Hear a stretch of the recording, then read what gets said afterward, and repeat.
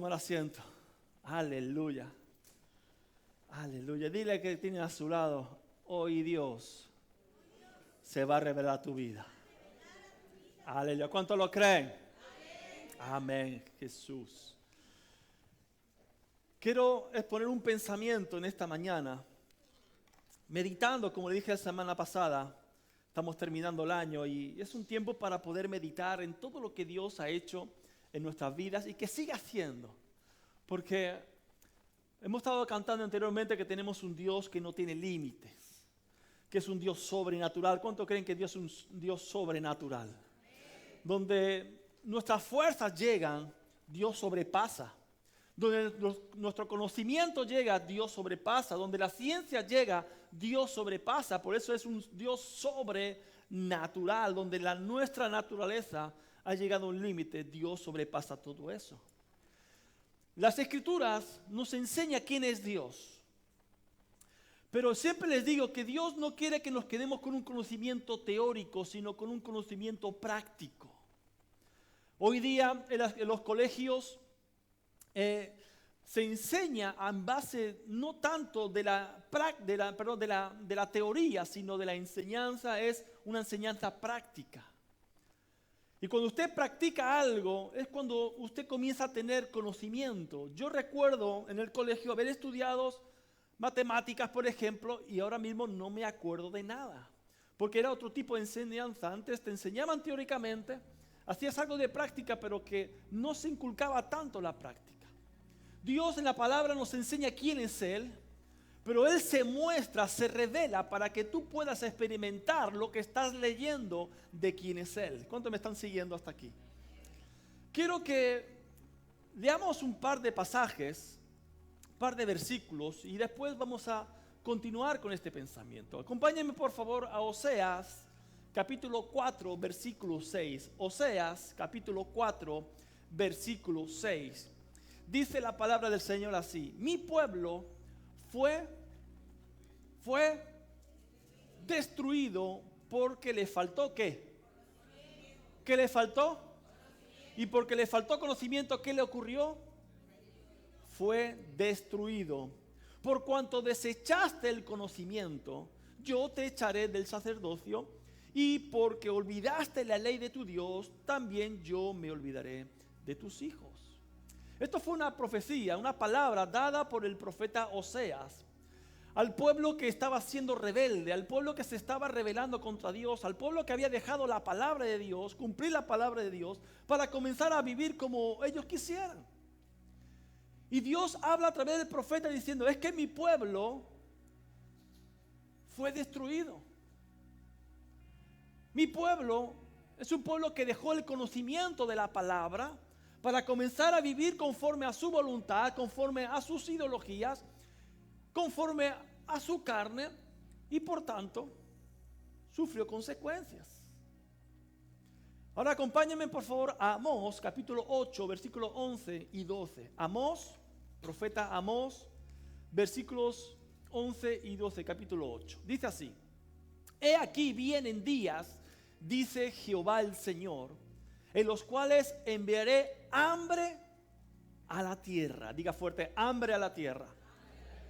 No hambre de pan, ni sed de agua, sino de oír la palabra de Jehová. Fuerte. Sino de oír la palabra de Jehová. ¿Qué quiere decir aquí el profeta Amós con esto? Que la palabra de Dios sea el centro de cada persona. Que nuestra vida gire alrededor de la palabra de Dios. Que toda decisión que tengamos que tomar sea en base a la palabra. Que toda decisión que usted y yo vamos a tomar y que va a repercutir en nuestro futuro, cuando tomamos el consejo de Dios, la palabra de Dios, es ahí donde vamos a comenzar a vivir una vida fructífera. Es lo que el profeta está diciendo aquí. No va a venir hambre de pan.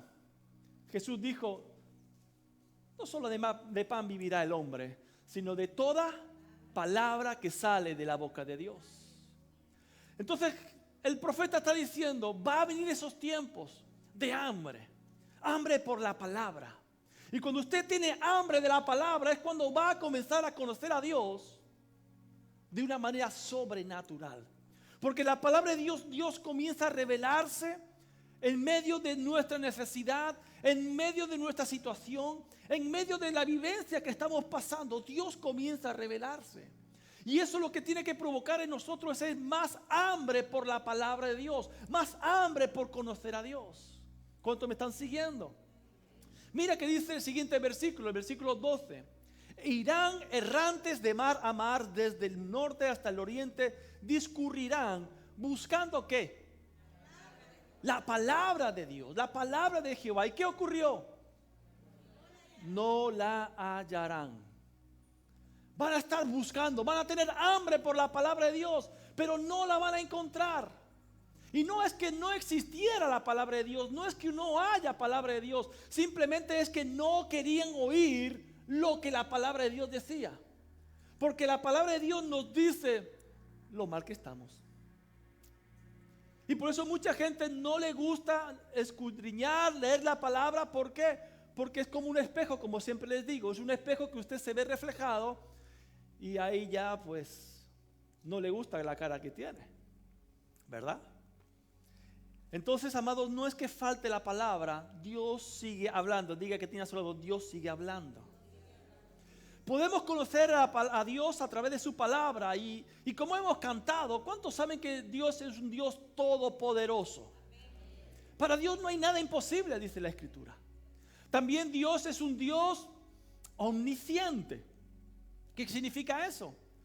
Dios lo conoce todo. ¿Sabe que Dios conoce los pensamientos más íntimos de tu corazón? Dios sabe lo que usted está pensando en este momento. Más vale que esté pensando bueno. Dios es un Dios omnipresente. ¿Qué quiere decir eso? Dios es un Dios que está en todo lugar. Dios está aquí.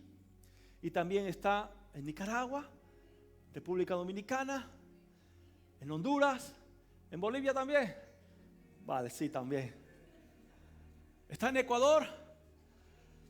Y sabe, está también en Qatar, que juega la selección española hoy. Ole. Amén. Dios es un Dios que está en todo lugar. ¿Y sabe algo? Dios es un Dios que está en el lugar cuando usted está pecando. Y si conociéramos eso, nuestra actitud sería diferente. Diga que tiene a su lado, ay, ay, ay, Chihuahua. Dios es un Dios santo. Dios es un Dios alto, sublime. Dios es un Dios de amor. La palabra dice que Dios es amor. Wow. Y el que no conoce a Dios no conoce el amor. Dios es un Dios grande en misericordia.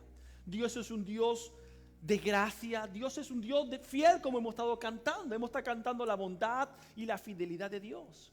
Pero muchos hoy día tienen un conocimiento de Dios, vamos a decir, distorsionado. Muchas veces por la religión, otras muchas veces por el mal testimonio que los mismos creyentes hemos estado dando de Dios. Y conocemos a un Dios distorsionado, un Dios castigador. Yo recuerdo cuando pequeño, hace poco tiempo atrás,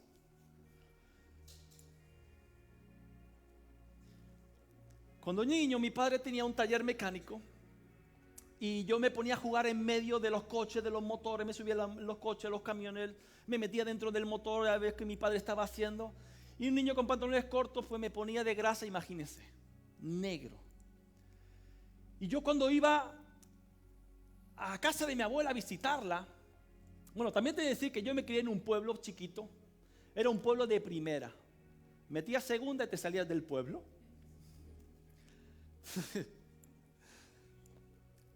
Iba todo el día, estaba en la calle, pero por la tarde cuando entraba la gana de comer iba a casa de mi abuela. Y cuando mi abuela me veía con las piernas negras de grasa, mi abuela se llamaba Gracia, pero no tenía ni misericordia. Vamos, si se hubiera llamado Lucía Fernández, yo le hubiera llamado Lucifer. ¿Usted sabe lo que es el estropajo de Esparto? ¿Verdad? ¿Sí? Pues cuando yo venía, ya, tengo hambre. Y me miraba de abajo arriba diciendo, ven aquí, Calamaidad, ven aquí. Yo tenía 7, 8 años, todo el día en la calle jugando y lleno de grasa y lleno de todo. Y cuando ella me cogía, ¿cuántos saben que la grasa se quita con agua caliente? ¿Cuántos lo saben? Pues no había agua caliente, había estropajo de esparto. Y ella empezaba ra y ra y ra, y las lágrimas me salían como puños.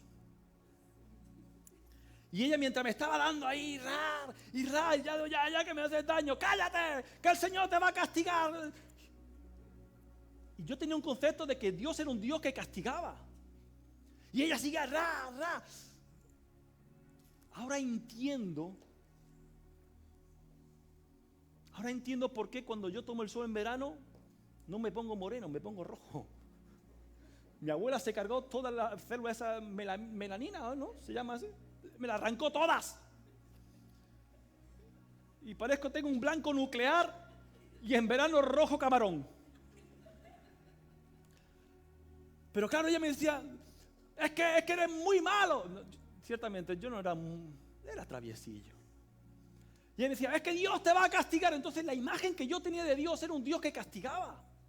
Y yo recuerdo de noche, no pegaba ojos durmiendo, y decía, Señor, dame una prueba de que tú existes y que no me vas a castigar. Entonces, fíjese la prueba que yo, tenía yo 7, 8 años, perdónenme, ¿vale? Yo ponía el dedo tieso, digo, si tú existes, mi dedo no se va a torcer.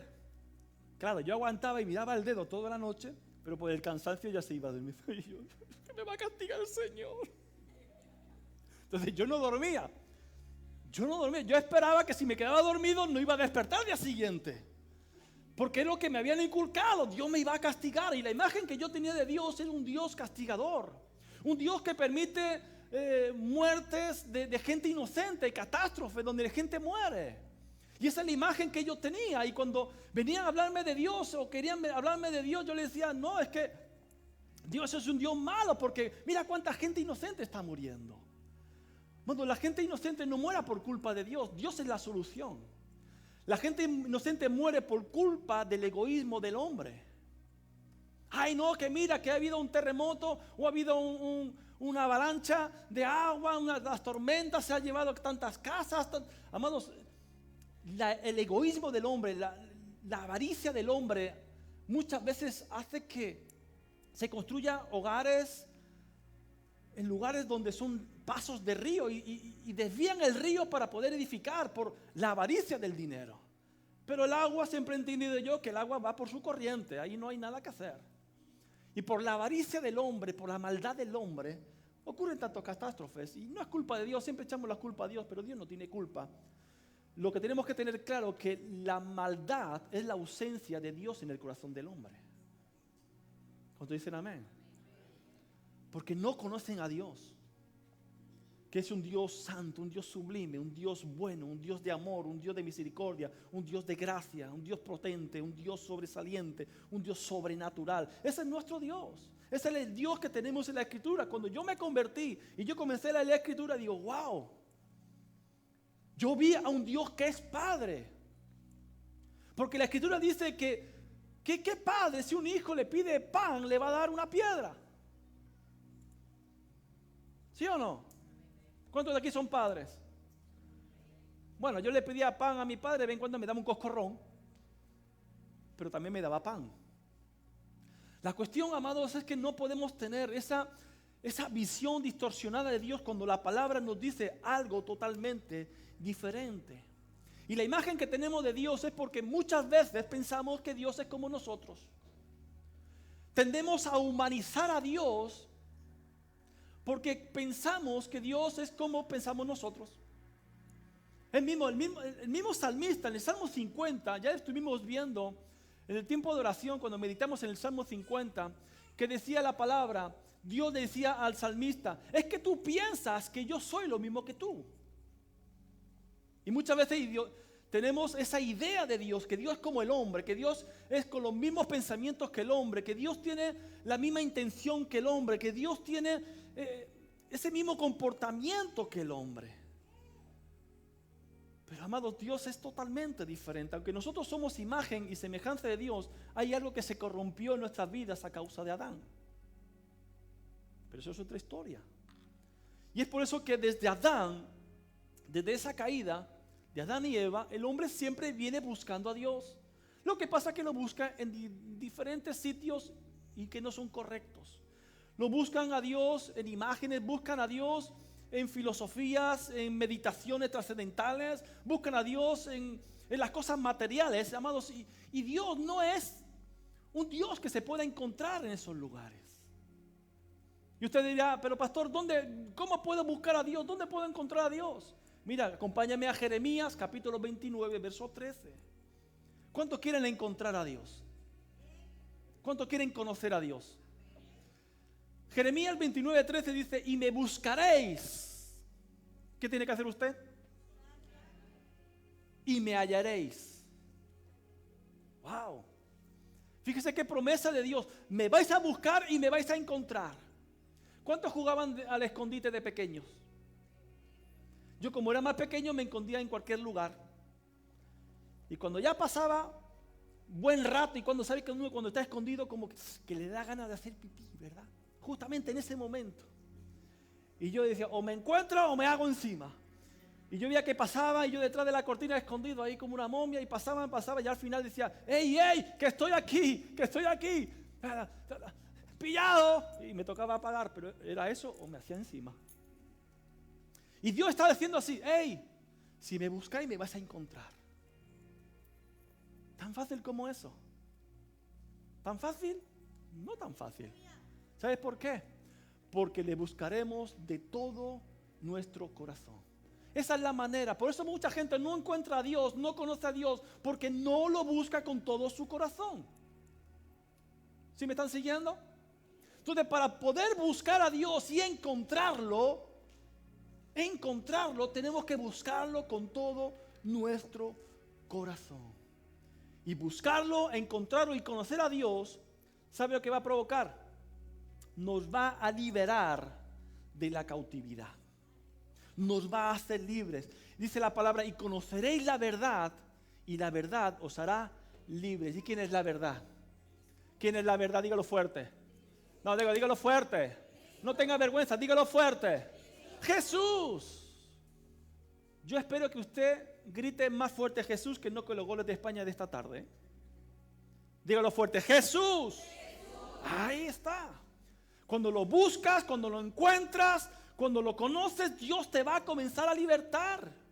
Dios te va a sacar de la cautividad en que estás, en la depresión que estás, en la angustia que estás, en la soledad que estás. Dios, cuando lo buscas, cuando lo encuentras, cuando lo estás buscando con todo tu corazón, Dios se manifiesta a su vida. ¿Cuántos quieren que Dios se manifieste a su vida? ¿Y cuántos quieren que Dios viva? Más o menos están igual, ¿no? Los que quieren la manifestación, los que quieren que viva. ¿Cuántos quieren la manifestación de Dios? Amén. ¿Y los que vivan con Dios? Amén. Aleluya. Escuche, debía dar un principio. A mí me gusta llamarlo principio. Hay gente que le dice, te voy a dar un tip. No, a mí no me dé un tip. Si me vas a dar algo, dame una tapa de jamón que me gusta más. Un tip, no. Un principio. ¿Sí? Y uno de los principios es que nuestra calidad de vida depende de nuestro conocimiento de Dios. Se lo voy a repetir a aquellos que están escribiendo, tomando notas. Nuestra calidad de vida depende de nuestro conocimiento de Dios. Colosenses capítulo 1, versículos 9 y 10, dice el apóstol Pablo, escribiendo a la iglesia en Colosas. Por lo cual también nosotros, desde el día que lo oímos, no cesamos de orar por vosotros y de pedir que seáis llenos del conocimiento de su voluntad en toda sabiduría e inteligencia espiritual. Versículo 10. Aquí tenemos la respuesta del por qué el apóstol Pablo y la iglesia estaban orando por la iglesia en Colosas. Para que fueran llenos estaban pidiendo para que ellos fueran llenos del conocimiento de la voluntad de Dios. Dice, ¿para qué? Teniendo ese conocimiento, ¿qué corre ahí? Andéis como es digno del Señor. Diga fuerte, como es digno del Señor. O sea, cuando nosotros conocemos la voluntad de Dios, y la voluntad de Dios es esta. Esta es la voluntad de Dios. es la palabra de Dios.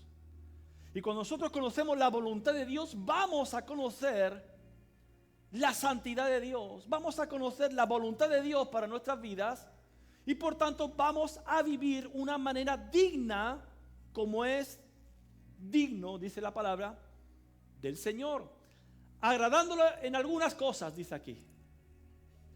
Diga fuerte, en todo. ¿Y cómo se dice todo en inglés?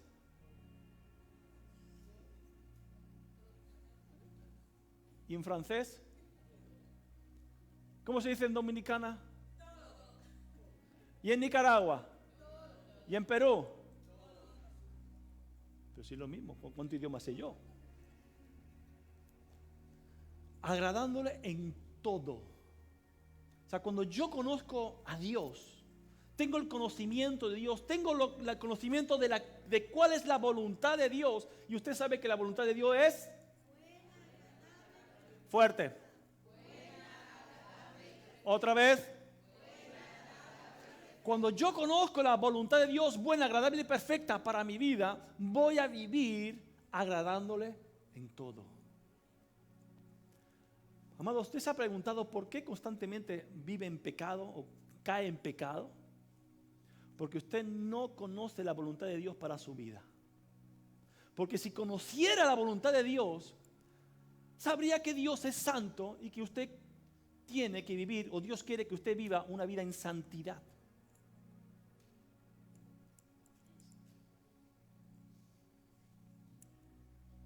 ¿Estamos aquí? Y por eso usted se apartaría del pecado, porque santidad significa eso, apartarse para Dios. Cuando usted se aparta del pecado, ¿a quién se está acercando? A Dios. Pero cuando usted se aleja del pecado, ¿a quién se está acercando? A Satanás, al diablo. Por eso es importante conocer la voluntad de Dios para nuestras vidas y sobre todo conocer a Dios en nuestras vidas. Para agradarle en todo, llevando fruto en toda buena obra y creciendo en el conocimiento ¿de quién?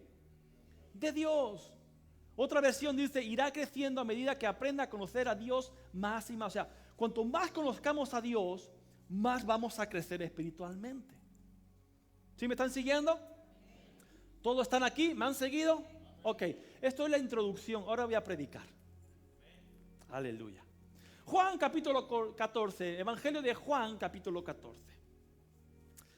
Vamos a leer de los versículos del 1 al 9, aunque quiero centrarme en un versículo, pero vamos a poner el contexto para que entendamos. Evangelio según San Juan, capítulo 14, versículo 1, que dice así: no se turbe vuestro corazón, ¿creéis en Dios? Creed también en mí. El contexto, permíteme antes de seguir, el contexto es que Jesús está con sus discípulos en el aposento alto celebrando la cena de la Pascua.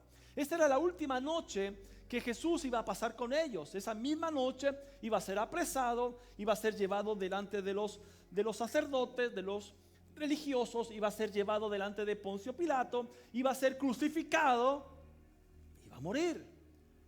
Y Jesús le dijo, esta es mi última noche. Entonces los discípulos se pusieron tristes y Jesús le dice, no se turbe vuestro corazón, no tengáis miedo, no tengáis temor, estad tranquilos, creéis en Dios, creéis también en mí.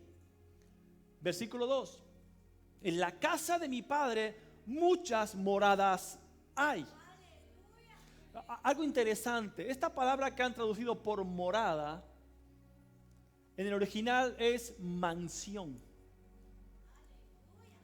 O sea, que no piense que usted va a tener una casita, usted va a tener una mansión. No lo creen, es igual, da igual. Yo, para mí. Si así no fuera, escuche, si así no fuera, yo os lo hubiera dicho. Voy pues a preparar lugar para vosotros. Verso 3. Y si me fuere y os prepararé lugar, vendré otra vez.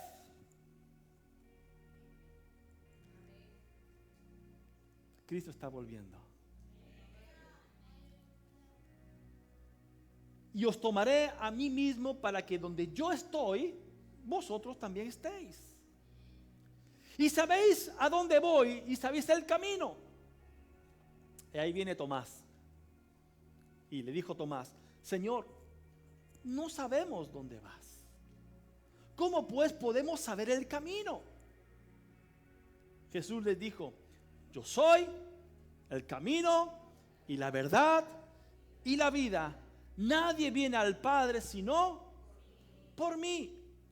Si me conocieseis, también a mi Padre conoceríais.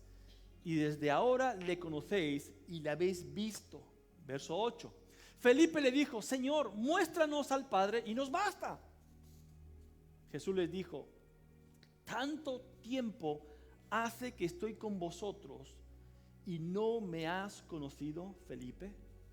Wow. Repetimos esta pregunta. Versículo 9. Jesús le dijo, tanto tiempo hace que estoy con vosotros y no me has conocido, Felipe. El que me ha visto a mí, ha visto al Padre. ¿Cómo pues dices tú, muéstranos al Padre?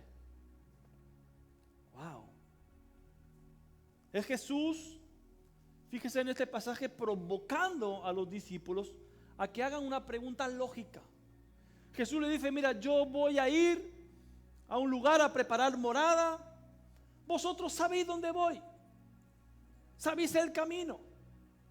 Y ahí viene Tomás y le hace la pregunta lógica, diciendo, Señor, no sabemos dónde vas. ¿Cómo entonces vamos a conocer el camino?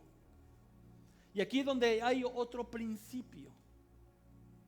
Dios provoca o permite las circunstancias de nuestras vidas para que Él se pueda revelar a nosotros. Dios provoca o permite circunstancias en nuestras vidas para que podamos conocer a Dios, para que Él se pueda revelar a nosotros.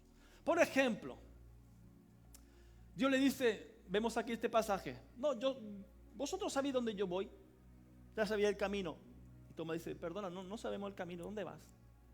O sea, Él provocó que Tomás preguntara. El primer turista del mundo, ¿sabes quién es? Satanás. Dice la palabra en Job que Satanás estaba dando una vuelta. Cuando Dios le pregunta a Satanás de dónde viene, de dar una vuelta por el mundo, de turismo, haciéndose selfie. Y Dios le dice, así de la nada le dice, ¿has visto a mi siervo Job? ¿Cómo es? Es un hombre íntegro, intachable, un hombre amoroso, un hombre digno. ¿Y qué dice Satanás? Sí, claro. Con las bendiciones que tiene, así cualquiera te alaba. Así cualquiera levanta sus manos. Así cualquiera puede cantar aleluya. Así cualquiera. Quítale todo lo que tiene y a ver si te alaba. ¿Y Dios qué hizo? Permitió que Satanás tocara el cuerpo de Job. Y no solamente su cuerpo, sino que una catástrofe en su vida. Murieron sus hijos. En un solo día, amado, en un solo día perdió todo. Pero lo que quiero llegar es que Dios provocó a Satanás. ¿Están siguiendo? Haciéndole esa pregunta acerca de su siervo Job. Y Dios muchas veces va a provocar cosas en nuestras vidas para que Él se pueda revelar a usted. ¿Cuántos algunos han pasado por aquí por escasez económica? ¿Y cuántos han podido experimentar a un Jehová Jireh, un Jehová proveedor? ¿Cuántos han pasado por una enfermedad grave y han podido reconocer o ver la revelación de Dios? Dios se la ha revelado como el Jehová Rafa, Jehová es mi sanador. ¿Cuántos han pasado por diferentes situaciones donde Dios se la ha revelado como restaurador? Amados, Dios permite o provoca cosas, situaciones en nuestra vida para que Él se pueda revelar a nosotros. ¿Cuántos me están siguiendo hasta aquí? Entonces cuando Jesús le dice, si me conocieseis también a mi Padre conoceríais. Y ahí los discípulos dicen, calma, llevamos 3 años y medio siguiéndote, hemos dejado todo, yo he dejado mi empresa, yo he dejado mis barcas, Yo he dejado a mi familia, a mis padres, a mi mujer, a mi suegra. He dejado todo para seguirte a ti. Y me dice que no te conozco. Lo que Jesús está diciendo es, hey, no me conoces de la manera verdadera, de la manera, digamos, en la esencia de quien yo soy. Por ejemplo, los discípulos estaban con Jesús en ese momento donde Jesús estaba en la barca con sus discípulos, estaban pasando al otro lugar, a la otra orilla. En un momento dado Jesús estaba durmiendo en la barca y se despertó una tempestad donde los marineros, porque la gran mayoría eran pescadores, conocían el mar, tuvieron tanto miedo a causa de esa tormenta que comenzaron a despertar a Jesús. Jesús, despierta, no tienes temor, no, mira que vamos a morir. Jesús se despertó, se levantó, hizo callar a la tormenta, aquietó los mares. ¿Y cuál fue la reacción de los discípulos que estaban tiempo con Jesús? ¿Quién es este? ¿Quién es este que aún los mares y los vientos le obedecen? Estamos aquí. Entonces estaban tiempo con él, pero no conocían la esencia de Jesús. Viendo los milagros, no tenían revelación quién era Jesús. En el aposento alto, en la cena de la Pascua, ahí revelaron actitudes, o tuvieron actitudes que revelaron que ellos no conocían bien a Jesús. Ahí cuando Jesús está diciendo, mira, esta noche va a ser mi última noche, va a pasar esto, voy a tener que ir. Antes de que le dijera, no se turbe vuestro corazón, los discípulos empezaron a decir, hey, ¿quién se va a sentar a tu derecha y a tu izquierda? Y cuando los otros se enteraron, dice, hey, ¿cómo que ustedes están pidiendo lugar? Y ahí comenzaron a pelearse entre ellos. ¿Sí? ¿Se acuerdan de esa historia? ¿Sí? Y ahí cuando Jesús le dice, hey, ¿por qué estáis peleando? Quien esté a mi derecha y a mi izquierda, eso no me toca a mí, eso es cosa del Padre. Y esa actitud en la cual ellos se estaban peleando, se estaban discutiendo quién iba a ocupar ese lugar, estaba revelando de que ellos desconocían quién era Jesús. Y aquí viene otro principio. Usted y yo vamos a vivir de acuerdo al conocimiento que tengamos de Jesús. Se lo vuelvo a repetir. Usted y yo vamos a vivir de acuerdo al conocimiento que tengamos de Jesús. Si yo conozco a Jesús, que Jesús es el que sana. Si yo conozco a Jesús, que es el que liberta. Si yo conozco a Jesús, que es el que me restaura. Si yo conozco a Jesús, que es el que me libra. Si yo conozco a Jesús, que es el que me da el gozo, la alegría a mi corazón. No voy a vivir con la cara de chupa limón. Dile que tenga a su lado, alegra esa cara, que Jesús te ama.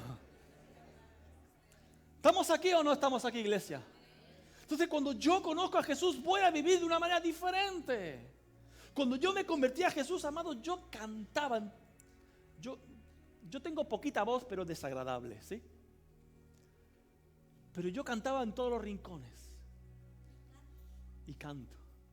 Me graban cantando para avergonzarme.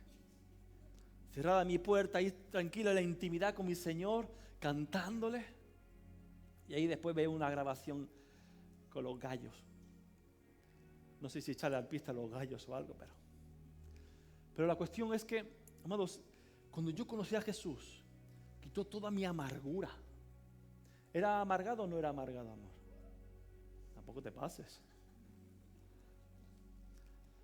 Era amargado, aburrido. No sigas, por favor, me está hundiendo. Yo también te quiero. Entonces, la palabra comenzó a revelarse y Él comenzó a hacer el gozo de mi salvación. Cuando usted entiende que Jesús es su Salvador, usted tiene que vivir alegre. ¿Sabes por qué? Porque Jesús está preparando una mansión para usted y Dios va a venir a buscarlo y Dios va a hacer vivir y Dios le va a traer. ¡Aleluya! Entonces, conforme usted conozca a Jesús, va a ser su forma de vivir. Dale un codazo al que tenga a su lado, mujer, a esposa, esposo. Conoce a Jesús. Conoce a Jesús. Quita esa cara de chupa limón. Aleluya. ¿Cuántos están aquí? Entonces, Felipe, después de que Jesús le dijera, ¿me conocéis? Y Felipe le dijo, Señor, muéstranos el Padre y nos basta. Es decir, si nosotros podemos ver a papá, al Padre, ya es que es suficiente. No necesitamos nada más. Tú has dicho que conocemos al Padre, que te conocemos a ti, y entonces conocemos al Padre, muéstranos al Padre y ya, no hace falta que hagas nada más, ni que me digas nada más, ni que vayas a un notario a firmar, no hace falta, ya está, suficiente. Y aquí viene otro principio. Ver no es suficiente para acabar con nuestra incredulidad.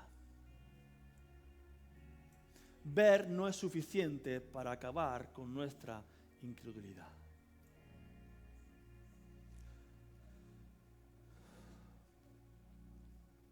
Pedro vio transfigurarse a Jesús en el monte. Pedro vio la transfiguración de Jesús juntamente a Moisés y a Elías. Lo vio con sus propios ojos. Pero tiempo después le negó 3 veces. ¿Estamos aquí? Por eso digo que ver no va a acabar con tu incredulidad. Usted necesita tener revelación de quién es Jesús para que esa incredulidad desaparezca de su vida. Yo conozco una persona que recibió un milagro en su cuerpo. Era sorda de un oído. Delante de mis ojos yo vi cómo ella comenzó a oír perfectamente. Dios la sanó. Pero su propia incredulidad hizo que ella volviera a ser sorda.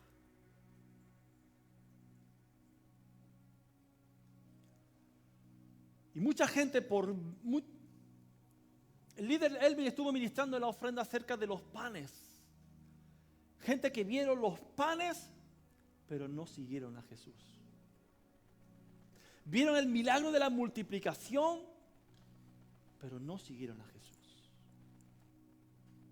Cuando Jesús comenzó a hablarle acerca de su cuerpo, de su sangre, del pan, etcétera, etcétera, muchos dijeron, palabra dura es esta, y se fueron.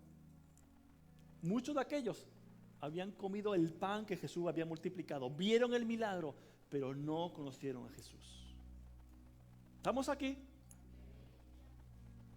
Y ahí viene la pregunta que quiero ministrar en esta mañana. En el versículo 9 dice, tanto tiempo hace que estoy con vosotros y no me has conocido, Felipe. Y el Señor me hablaba, meditando en la palabra, tanto tiempo llevo contigo y no me conoces, Oscar. Tanto tiempo llevas en la iglesia, tanto tiempo llevas como creyente y aún no crees que yo puedo sanarte. Tanto tiempo llevas en la iglesia y aún no conoces que yo soy más que tu Salvador. Tanto tiempo llevas en la iglesia y aún no conoces que yo puedo librarte del pecado que constantemente estás sufriendo. Ahora, ¿por qué nos cuesta conocer a Dios? Puse 2 pautas aquí. Una, porque cuando hablamos con Él en oración, no permitimos que Él nos hable a nosotros. Vamos a oración. Y Dios habló a mi corazón y me dice, es que solamente vienen para pedirme. Solamente vienen para que yo les dé. Y yo quiero darle. Y no está mal, amados, que le pidamos. La palabra dice, pedid y se os dará. Dios nos da legalidad para poder pedir a Dios. Nos da, tenemos, pero ¿Cuántos padres hay aquí? Levante su mano. ¿Cuántos son padres? ¿Cuántos? ¿Cómo se sienten ustedes cuando sus hijos solamente piden y no dan? Piden y que quiero esto, que quiero una zapatilla, que quiero ropa, que quiero salir, que dame, que necesito, que quiero. Pero después usted tiene que estar mendigándole un abrazo. Ay, Chihuahua otra vez. Entonces, amado, Dios es Padre. Dios es Padre. Y Dios quiere tener comunión contigo. Cuando los discípulos se fueron con los 70, dice la palabra, se fueron, hicieron milagros y vinieron diciendo, wow, Jesús, en tu nombre echamos fuera demonios. Entonces se sujetaron, hicimos milagros, hemos hecho tantas cosas, hemos predicado el evangelio. ¿Y qué hizo Jesús? No, vení aquí, vamos a hacer una foto para ponerlo en el Facebook. ¿Qué hizo Jesús? Dice que se los llevó aparte al desierto. Porque Dios quería estar a solas. Y Dios quiere estar a solas contigo. Entonces está bien que vayas a la presencia de Dios para pedirle. Pero Dios quiere hablarte. Por eso Dios nos dice cerrada la puerta. Porque cerrada la puerta no puede molestar a nadie. Yo me tiro horas encerrado en mi oficina, orando, preparando la palabra, siendo ministrado por Dios. Y ellos saben que cuando la puerta está cerrada, no me pueden tocar. Cerrada la puerta. Y no solamente para pedir cosas, no solamente para pedir por ustedes, no solamente para pedir por su sanidad, por su liberación, por su economía, por su familia. No solamente voy para pedir, también voy para adorarle. Pero también para escuchar la voz de Dios. Porque, amados, la oración no es un monólogo. La oración es un diálogo. ¿Cuántos matrimonios hay que solamente es un monólogo? ¿Cuántas relaciones hay que solamente es un monólogo? Solamente habla una persona. Pero Dios quiere que haya un diálogo. Que sea algo mutuo, que tú hablas y Él te habla, pero usted tiene que prestar atención a lo que Él quiere oír, porque es una relación que tenemos con Él. ¿Cuántos están aquí? Entonces, amados, no dejamos tiempo para escuchar lo que Él quiere hablarnos. Muchas veces entramos, pedimos y nos vamos. Y yo me imagino a Dios sentado ahí en su trono diciendo, por mí, ¿vale? Por mí. No voy a decir por ustedes, por mí. Desgraciado. No me da tiempo a hablar con Él. Vine nada más que para pedir. ¿Dónde está mi abrazo? ¿Dónde está mi beso?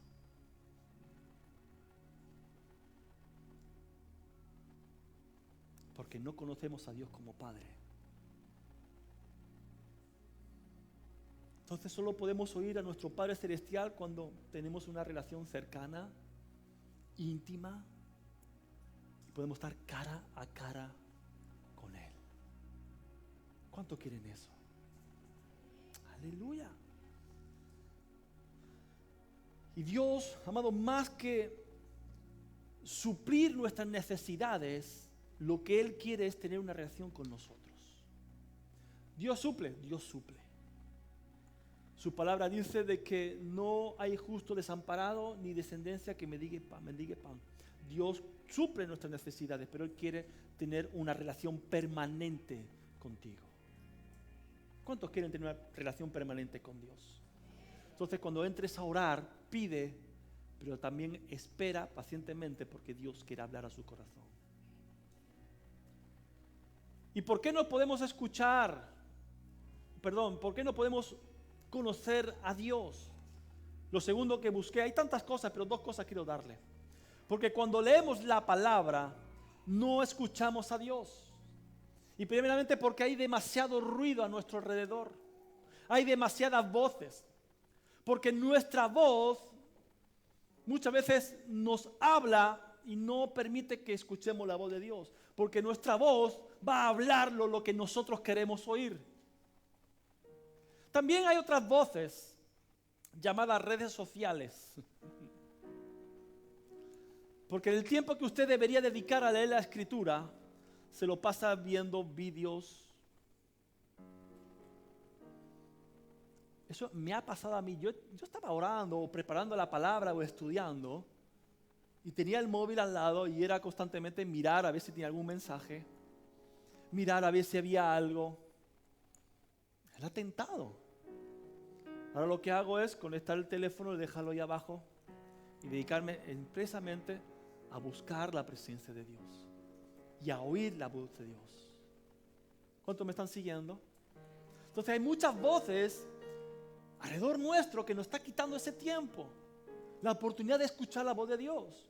Ahora, cuando leemos la palabra de Dios y vemos que la palabra nos habla de cómo es Dios, pero no meditamos en ella. Y si no meditamos en lo que la palabra nos dice, cómo es Dios, quién es Dios, no lo meditamos, tampoco lo vamos a poner en práctica. Y si no lo ponemos en práctica, no va a haber cambios en nuestras vidas. Ejemplo, Dios dice que es un Dios de amor, Dios que perdona. ¿Cuántos saben eso? ¿Cuántos recibieron el perdón de Dios? Vamos a meditar en ello. Si Dios perdona todo lo que yo he hecho, yo también tengo que perdonar lo que me han hecho. Y como yo medito en eso, voy a ponerlo en práctica. Y si lo pongo en práctica, va a comenzar a haber cambios. Y el primer cambio, cuando uno libera perdón, es que sales de una cárcel. ¿Cuántos están aquí? Entonces, cuando leemos la palabra, estamos tan enfocados, amados, muchas veces estamos tan enfocados en los beneficios que Dios nos da, que nos olvidamos de quién es Él. No meditamos en lo que Él es, en el por qué no nos da, por qué tenemos tantos beneficios, por qué Dios nos ama tanto. No meditamos en eso. Cuando leemos la palabra y Dios oye y Dios responde a nuestra oración por una necesidad, no meditamos en la naturaleza de Dios y no meditamos que su nombre es Jehová Jireh, es Jehová mi proveedor. Simplemente recibimos, me lo como, me lo gasto y no pienso que mi Dios ha sido el que me ha suplido. ¿Estamos aquí o no? Hermanos, ¿cuántas veces pecamos? Y Dios en su infinita gracia y misericordia retrasa su ira, retrasa su castigo por nuestros pecados. Pero como no pensamos, no meditamos en ello, ¿qué hacemos? Volvemos a pecar otra vez. Si pensáramos que Dios es un Dios santo, que Dios es un Dios perdonador, que Dios es un Dios que me ama, hermano, yo no lo volvería a hacer. Y por tanto mi vida en práctica se ajustaría tanto a la palabra y viviría, como hemos leído en Colosenses, viviría una vida digna del Señor. ¿Cuántos me están entendiendo hoy? Hay diferentes tipos de conocimiento de Dios. Podemos conocer a Dios como personaje histórico. Podemos conocer a Dios como un personaje histórico y además profeta y además hijo de Dios. O podemos conocer al nivel que todos estamos aquí, yo creo, por fe lo digo, al Dios que me salvó, que murió por mí en la cruz, que por su sangre he sido redimido, he sido comprado, que soy libre de la muerte, que tengo vida eterna. Es el conocimiento que usted y yo tenemos de Jesús, de Dios. Pero la idea no es que nos quedemos en este conocimiento. Hay un conocimiento, realmente no sé cómo llamarlo, pero sí que tenemos un ejemplo, un testimonio en la palabra, dice el apóstol Pablo, en Filipenses capítulo 3, versículos 5 al 8.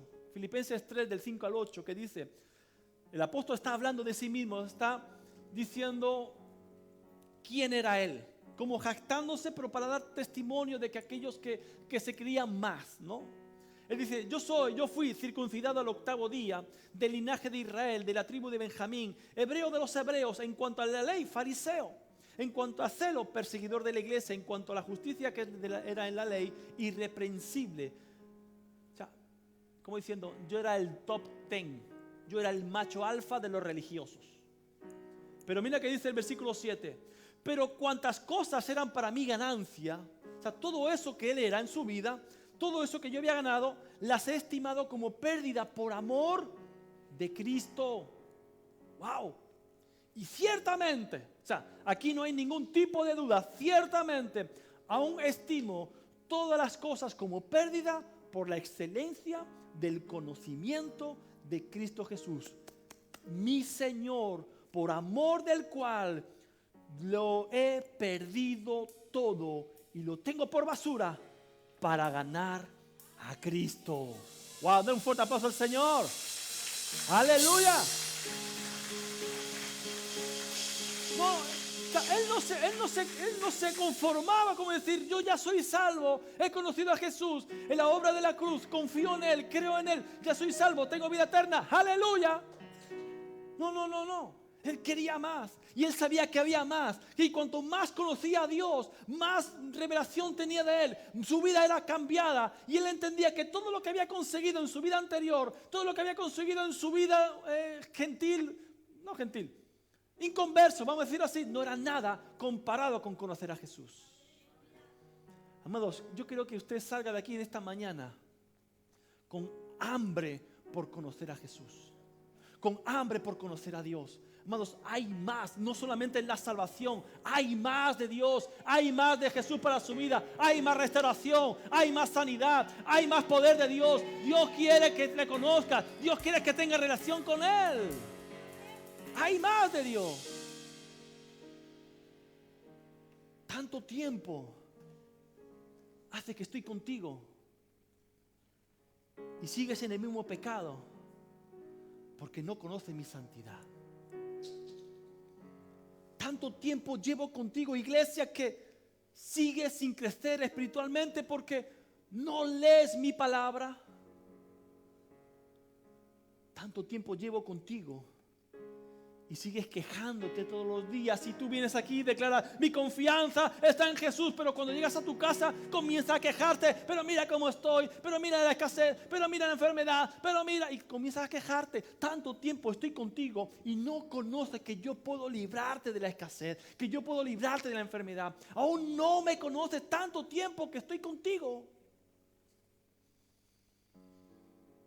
Tanto tiempo y no conocen mi fidelidad y mi poder. Tanto tiempo estoy contigo y no crees que oigo todo lo que hablas. No crees que veo todo lo que haces. No crees que discierno todo lo que estás pensando. Tanto tiempo llevo contigo.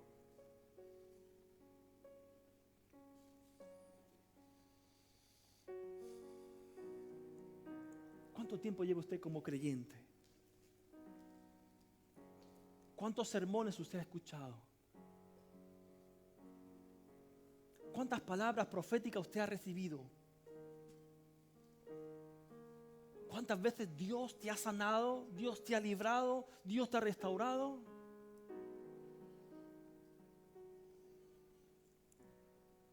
Y aún no lo conoces.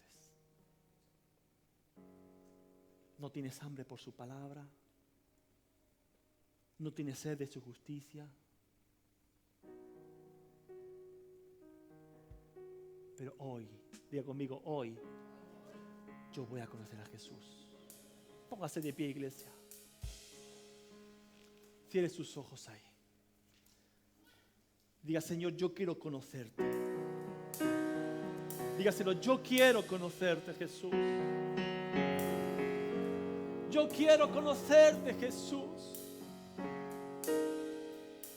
Revélate a mi vida en esta mañana, Señor. Son tantos años que estoy contigo, Jesús. Tantos años me he convertido.